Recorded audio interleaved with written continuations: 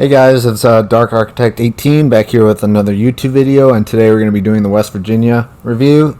So before I get into this video, I want to say I just do ship reviews, Dev Strike videos, and much more. So make sure to hit that like button and subscribe to the channel. Really appreciate it. So we're going to break down the commander, the mods, and then the armor layout, and then we're going to show the stats as well.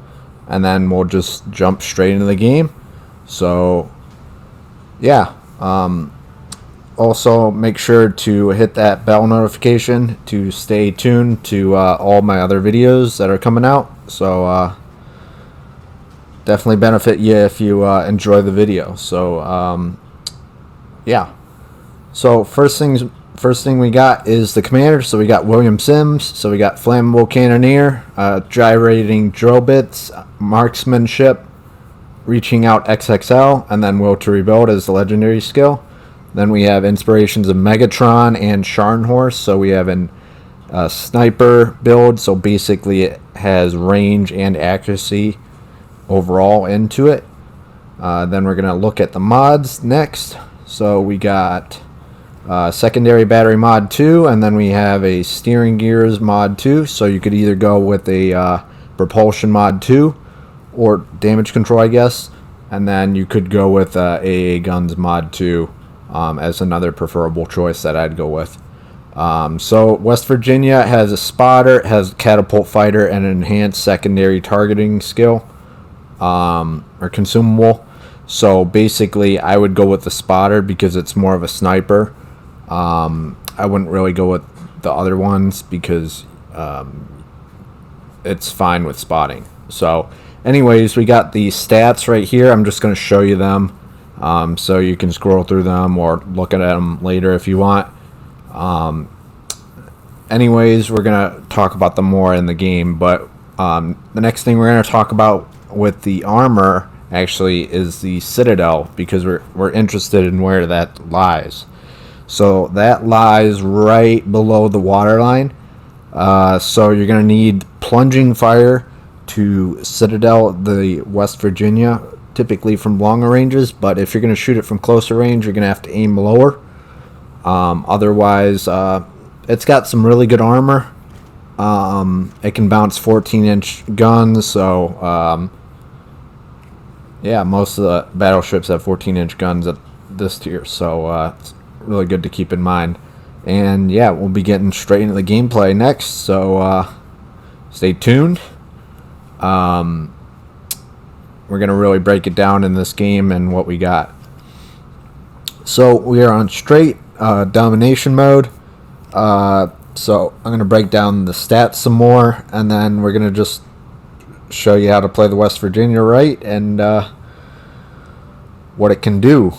So first of all, it's an American battleship, so it can do a lot. It's got great AP. It can bounce 14-inch guns.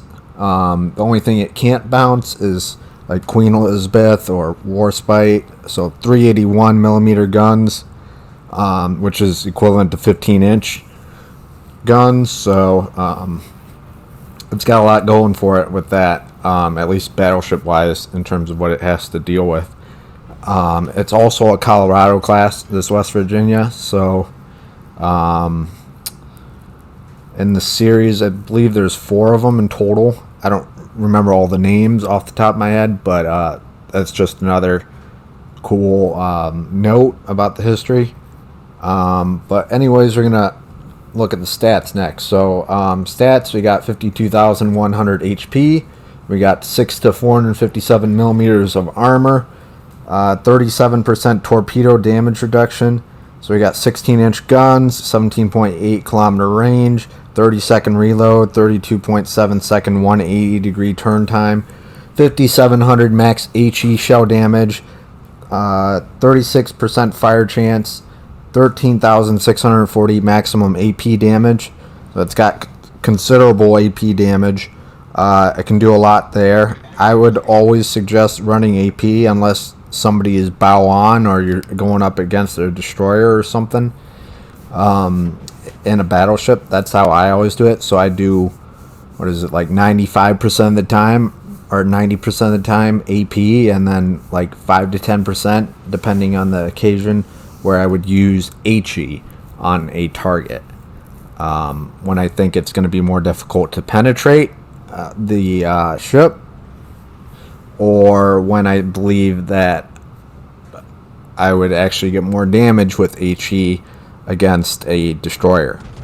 So that's my reasoning behind it. So anyways, we're going to continue. We got secondaries being 8x1, 127 millimeter, 4.8 kilometer firing range, 4.5 second reload time, 1800 max HE shell damage, 9% fire chance, 10x1, 127 millimeters, 4.8 kilometer firing range, 7-second reload time with an 1800 max HE shell damage with a 6% fire chance. And then for the AA, we have 8x1, 127 millimeter, 30 average damage per second, 1.2 kilometer firing range, 4x1, 76.2 millimeter guns, 11 average damage per second. Then we have 3.5 kilometer firing range, 8x1, 127 millimeter, 5-second or 58 average damage per second, 4.2 kilometer firing range. So it's got a decent AA. It's not as powerful as, like, obviously Texas or something at tier 4, which is a tier lower, but it's pretty solid at the tier. It's obviously American AA, which you can assume is pretty good on most ships, regardless of what class it is. Obviously, the battleships are going to have quite a bit more, and so are the cruisers, but some of the destroyers have some pretty good AA. So, always want to keep that in mind. Maneuverability, obviously, it's kind of sluggish. It's an American dreadnought, so it's really all or nothing kind of armor scheme. So we got 18.9 knots, so that's relatively slow for the tier. Obviously, you have like Warspite or Queen Elizabeth, or even like Fuso or Normandy. They're going like 22 to 27 knots. So, and this can't even go like 19. So speed is definitely a disadvantage. So if you want to put that propulsion mod on, that would be a wise decision, unless you think you're going to get spammed with fire, so then maybe you're going to do damage control. But like in my case, I would do, or what I'm running is the steering gears mod. So basically, I think turning a lot is, really critical in this ship. So that's my thoughts on it. But as long as you're reasoning it and you got something to back it, then go for it. So we got a 670 meter turning circle radius. We got for the rudder shift time 11.6 seconds, which is actually that's really good for a this ship. Obviously, it doesn't have a huge turning radius, but it's still I'd say probably top 25%. Obviously, there's ones that are better, like Warspite or Queen Elizabeth, or maybe Normandy. But that's just off the top of my head of what I was thinking would be a good option in terms of turning. Concealment wise, we got 13.3 kilometer detectability by sea, 11.2 kilometer detectability by air. Obviously, the detectability increases as you fire, so we got 17.8 kilometers and 15.3 when your ship is on fire. So picking your shots wisely is critical, and it's also very important to understand that when your ship's on fire, that your detectability increases. So, which is actually, I think, equivalent to either actually it's more than your base detectability.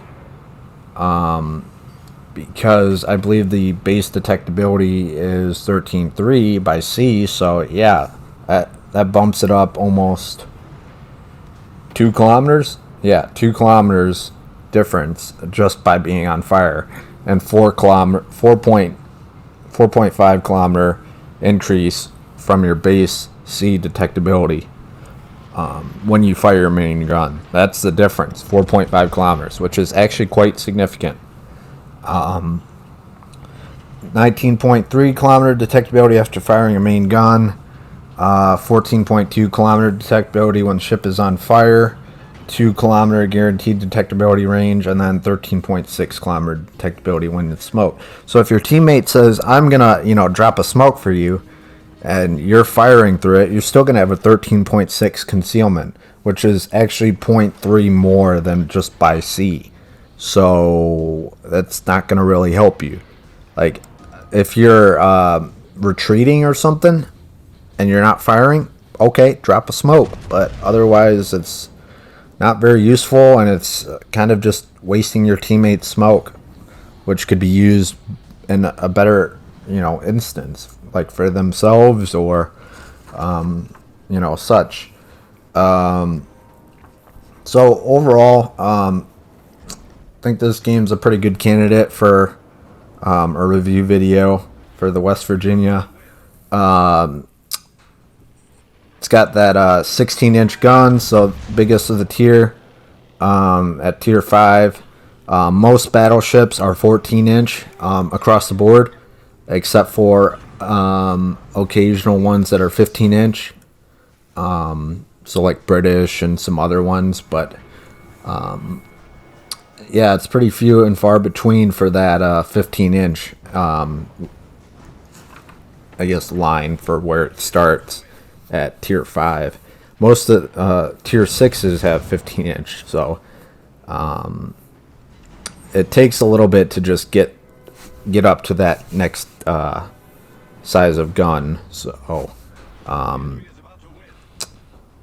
that even just 15-inch can do quite a bit with tier 5, like the Warspite and the Queen Elizabeth.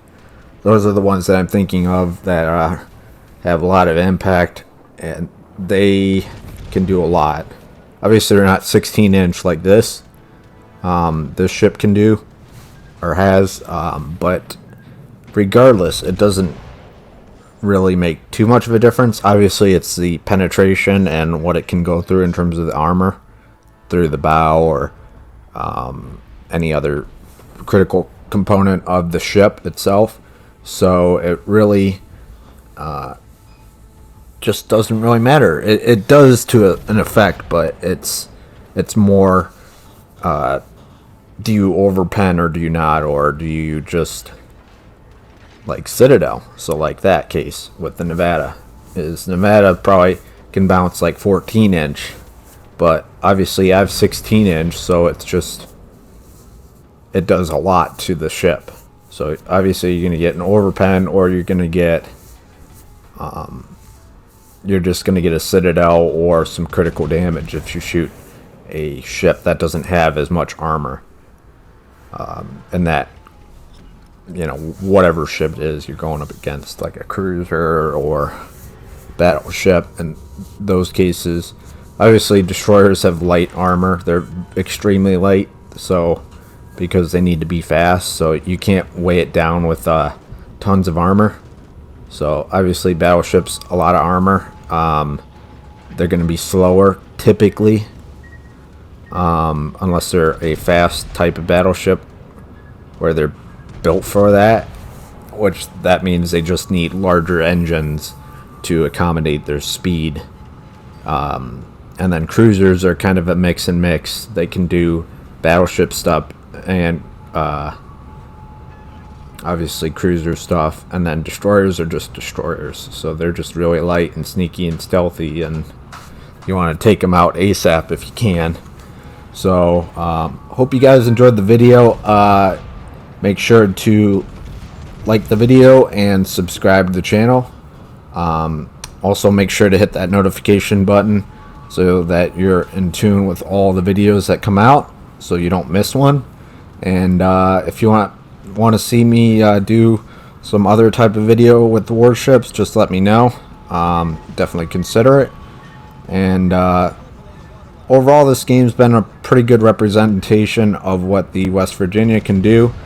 And yeah, it can do a lot with its AP. It's obviously, I use HE, but I typically don't, like straight off the bat. So you've been seeing I've been using mainly AP this game, and reckon. So we got 24,000, something like that, with 2 medals, high caliber and a Confederate. So really good medals. They show a lot about what you can do and that you're providing for your team, and that's the biggest thing, is teamwork. So the more that you can do of that, the better the game is, and the more enjoyment you get out of the game. So it's really important. So also just got a dreadnought in that last one. So we got 124,000 damage, 3 citadels, 2 kills, 46 hits, odd hits. So just want to say appreciate everyone for watching the video. And yeah, appreciate it. Make sure to like the video, and let me know what you think of the game, and appreciate your time, and for stopping by. And this is Dark Architect 18. I'm out. Peace. Bye.